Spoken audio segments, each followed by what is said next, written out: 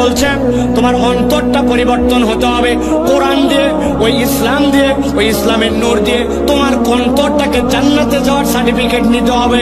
তাহলে 1 নম্বর প্রেসক্রিপশন, 2 নম্বর অন্তরের ডাক্তারি, 3 নম্বর আল্লাহ বলছেন হুদা। এই কোরআনটা হচ্ছে তোমার জন্য পথ প্রদর্শন, তোমার জন্য গাইডেন্স, তোমার জন্য আলো। ও যুবক, আল্লাহ বলছেন এই কোরআন হচ্ছে তোমার জন্য হুদা।